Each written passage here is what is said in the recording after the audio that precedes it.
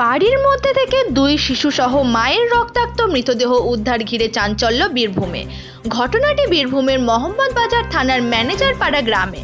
নিহতদের নাম লক্ষ্মী মার্ডি, রূপালী মার্ডি ও অভিজিৎ মার্ডি। শুক্রবার সকালে প্রতিবেশীরা তিনজনকেই তাদের বাড়ির মধ্যে রক্তাক্ত অবস্থায় দেখতে পান। আর সেই ঘটনা দেখতে পেয়ে গ্রামবাসীরা পুলিশে খবর দিলে মোহাম্মদবাজার থানার পুলিশ ঘটনাস্থলে পৌঁছায়। তবে পুলিশকে মৃতদেহ তুলতে বাধা দেন গ্রামবাসীরা। তাদের দাবি পুলিশকে কুকুর নিয়ে এসে খুনের ঘটনার তদন্ত করতে হবে। জানা গিয়েছে ম্যানেজারপাড়ার বাসিন্দা লালু মার্ডি কর্মসূত্রে বাইরে থাকেন। তার বাড়িতে ছিলেন স্ত্রী লক্ষ্মী মার্ডি, মেয়ে রূপালী মার্ডি ও ছেলে অভিজিৎ মার্ডি। আর তাদেরই মৃতদেহ উদ্ধার করতে গেলে বাধার মুখে পড়েন পুলিশ প্রশাসন। শুক্রবার ঘটনাস্থলে আসেন বিজেপির জেলা সভাপতি ধ্রুব সাহা। এদিন এসে তিনি সংবাদ মাধ্যমে জানান এই ঘটনার পূর্ণাঙ্গ নিরপেক্ষ তদন্ত চায়। এছাড়াও আর কি জানালেন তিনি, শুনুন।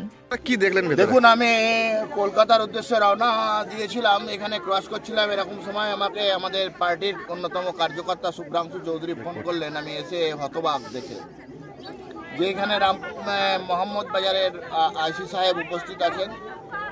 একটা মহিলা রক্তাক্ত অবস্থায় পড়ে আছে সেই খাটির নিচে।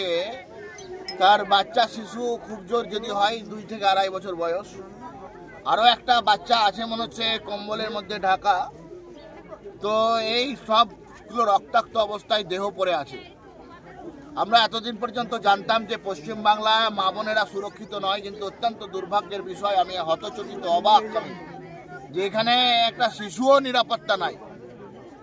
পশ্চিমবাংলা আর এই বীরভূম জেলা আজকে দুষ্কৃতীদের স্বর্গরাজ্য হয়েছে। এরা শিশুদেরকেও মারতে পর্যন্ত এদের বুক কাঁপে না, হৃদয় কাঁপে না। আমরা আজকে এখানে উপস্থিত হয়েছি যতক্ষণ পর্যন্ত পুলিশ কুকুর না আসবে, যতক্ষণ পর্যন্ত আসামিকে অ্যারেস্ট করা না হবে আমরা এখানে থাকব। স্বাভাবিকভাবে আমরা আমাদেরকে আন্দোলন করব এবং সংগঠিত করব মানুষকে, যে এইভাবে বাংলার মানুষ আজকে এই বাচ্চাটা হয়েছে, আগামীকালকে আমার বাড়ির বাচ্চাও কিন্তু নিরাপদ থাকবে না। সেই জন্য এই ঘটনার পূর্ণাঙ্গ নিরপেক্ষ তদন্ত চাই, এই ঘটনার সিবিআই তদন্ত চাই। ভিতরে গিয়ে কি দেখলেন, কিভাবে মারা হয়েছে? নৃশংসভাবে, অকল্পনীয়, অবর্ণনীয়। এ বর্ণনার কোনো ভাষা নাই। এরা অত্যন্ত দুঃখজনক, মর্মান্তিক ঘটনা, লজ্জাজনক ঘটনা। এ মধ্যযুগীয় বর্বরতাকে হরণ করবে। মধ্যযুগে এই ধরনের ঘটনা হয়নি। এত মানে দুগ্ধ শিশুকে রক্তাক্ত অবস্থায় মারা, এ কোন রাজ্যে আমরা বাস করছি? কজনকে মারা হয়েছে এখানে? বডি 2 জনের দেখা যাচ্ছে, অনুমান করা হচ্ছে ভিতরে কম্বলের ভিতরে আরো একজন কেউ আসে। টোটাল এখন পুলিশ প্রোটেকশনের মধ্যে বডি আছে, সেই কারণে বাকিটা তো বলা সম্ভব নয় না দেখলে। তবে মনে হচ্ছে যে আর একজন ভিতরে আছে শিশু।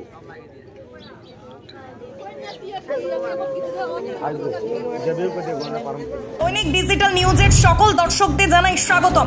যে সমস্ত দর্শকরা আমাদের চ্যানেলটি এখনো ফলো বা সাবস্ক্রাইব করেননি তাদের জানাবো খুব তাড়াতাড়ি আমাদের ফেসবুক পেজটি ফলো ও ইউটিউব চ্যানেলটি সাবস্ক্রাইব করে রাখুন। ধন্যবাদ।